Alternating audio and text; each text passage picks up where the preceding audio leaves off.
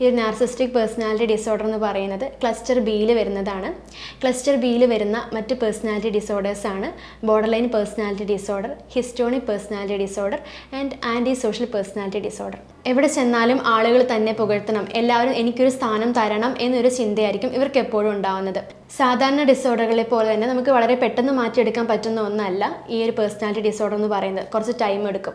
അതുകൊണ്ട് തന്നെ നമുക്ക് ആവശ്യമായിട്ടുള്ള സൈക്കോതെറാപ്പി അങ്ങനെയുള്ള ട്രീറ്റ്മെൻറ്റുകൾ ചെയ്ത് തീർച്ചയായിട്ടും ഒരു പരിധിവരെ നമുക്കിതിനെ കൺട്രോൾ ചെയ്യാൻ വേണ്ടി പറ്റും.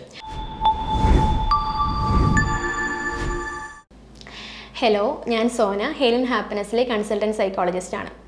ഞാൻ സംസാരിക്കാൻ വേണ്ടി പോകുന്നത് നാർസിസ്റ്റിക് പേഴ്സണാലിറ്റി ഡിസോർഡറിനെ കുറിച്ചാണ്. ഈ ഒരു നാർസിസ്റ്റിക് പേഴ്സണാലിറ്റി ഡിസോർഡർ എന്ന് പറയുന്നത് ക്ലസ്റ്റർ ബിയിൽ വരുന്നതാണ്. ക്ലസ്റ്റർ ബിയിൽ വരുന്ന മറ്റ് പേഴ്സണാലിറ്റി ഡിസോർഡേഴ്സാണ് border line personality disorder, histrionic personality disorder and anti social personality disorder. ഈ ഒരു നാർസിസ്റ്റിക് പേഴ്സണാലിറ്റി ഡിസോർഡർ എന്ന് പറയുന്നത് ഇത്തരത്തിലുള്ള വ്യക്തികൾ എപ്പോഴും സ്വന്തം കാര്യം നേടിയെടുക്കാൻ വേണ്ടി ശ്രമിക്കുന്ന ആളുകളായിരിക്കും. ഞാൻ, എനിക്ക്, എൻ്റെ അങ്ങനെയുള്ള കാര്യങ്ങൾക്കായിരിക്കും ഇവർ കൂടുതൽ ഇമ്പോർട്ടൻസ് കൊടുക്കുന്നുണ്ടാവുന്നത്. സ്വന്തം കാര്യം നേടിയെടുക്കാൻ വേണ്ടി ഏതറ്റം വരെയും പോകുന്ന ആളുകളാണ് ഇത്തരത്തിലുള്ള പേഴ്സണാലിറ്റി ഡിസോർഡറുള്ള വ്യക്തികൾ.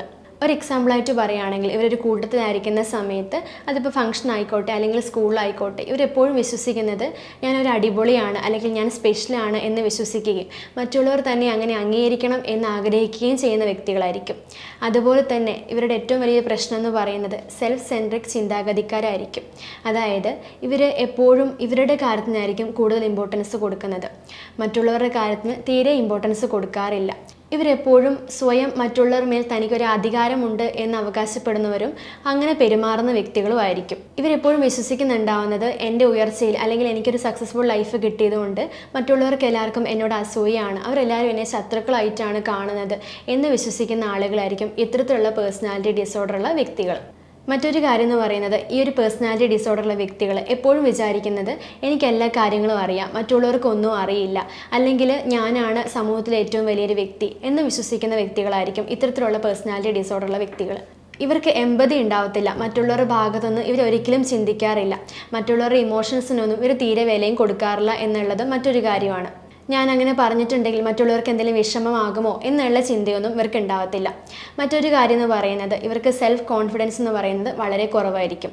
ഇവരെപ്പോഴും ജീവിക്കുന്നുണ്ടാവുന്നത് അവരുടേതായിട്ടുള്ള ഒരു മായാലോകത്തിലായിരിക്കും. അതായത് ഇവർ സ്വന്തമായിട്ടൊരു ഫാൻറ്റസി വേൾഡ് ക്രിയേറ്റ് ചെയ്ത് അതിൽ ജീവിക്കാൻ വേണ്ടി ഇഷ്ടപ്പെടുന്ന ആളുകളാണ്.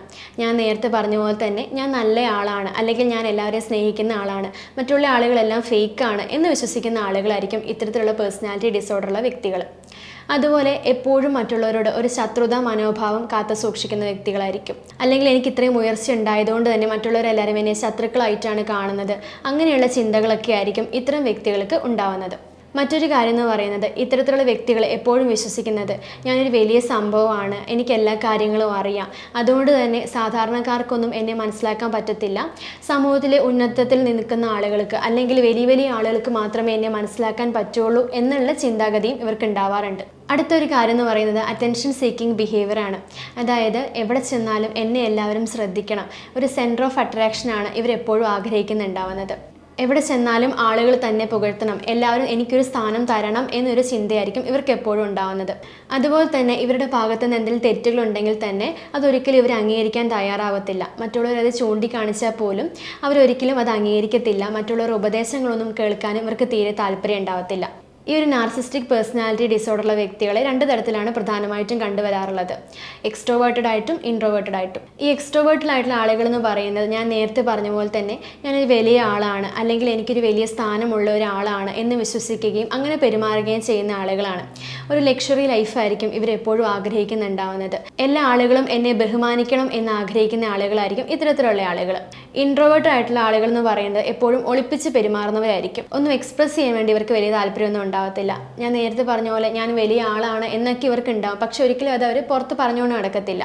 പക്ഷേ മറ്റുള്ളവരുടെ എന്തെങ്കിലും ഉയർച്ചയിൽ ഇവർ പറയുന്നത് ഞാൻ അവനെ സഹായിച്ചത് കൊണ്ടാണ് അല്ലെങ്കിൽ ഞാൻ അവനെ ഹെൽപ്പ് ചെയ്തുകൊണ്ട് മാത്രമാണ് അവന് ആ ഒരു ലൈഫ് കിട്ടിയത് എന്ന് വിശ്വസിക്കുകയും എന്ന് പറയുകയും ചെയ്യുന്ന ആളുകളാണ് ഇത്തരത്തിലുള്ള ആളുകൾ. നാർസിസ്റ്റിക് പേഴ്സണാലിറ്റി ഡിസോർഡർ ആളുകളെ കണ്ടുവരാനുള്ള കാരണം എന്ന് പറയുന്നത് ഒന്നാമതായിട്ട് പാരമ്പര്യമായിട്ട് തന്നെയാണ്, ജനറ്റിക് ഫാക്ടേഴ്സ് തന്നെയാണ്. അതായത് നമ്മുടെ ഗ്രാൻഡ് പാരൻസിനോ പേരൻസിനോ ഇതുണ്ടെന്നുണ്ടെങ്കിൽ തീർച്ചയായിട്ടും നമുക്കത് വരാനായിട്ടുള്ള ചാൻസുകളുണ്ട്. സാധാരണ ഡിസോർഡറുകളെ പോലെ തന്നെ നമുക്ക് വളരെ പെട്ടെന്ന് മാറ്റിയെടുക്കാൻ പറ്റുന്ന ഒന്നല്ല ഈ ഒരു പേഴ്സണാലിറ്റി ഡിസോർഡർ എന്ന് പറയുന്നത്. കുറച്ച് ടൈം എടുക്കും. അതുകൊണ്ട് തന്നെ നമുക്ക് ആവശ്യമായിട്ടുള്ള സൈക്കോതെറാപ്പി അങ്ങനെയുള്ള ട്രീറ്റ്മെൻറ്റുകൾ ചെയ്ത് തീർച്ചയായിട്ടും ഒരു പരിധിവരെ നമുക്കിതിനെ കൺട്രോൾ ചെയ്യാൻ വേണ്ടി പറ്റും. അതുകൊണ്ട് തന്നെ നിങ്ങൾ നല്ലൊരു മെൻ്റൽ ഹെൽത്ത് പ്രൊഫഷണലിനെ കൺസൾട്ട് ചെയ്യുക തന്നെ വേണം. വീണ്ടും അടുത്തൊരു സൈക്കോളജി റിലേറ്റഡ് ആയിട്ട് വീഡിയോ ആയിട്ട് കാണാം. താങ്ക്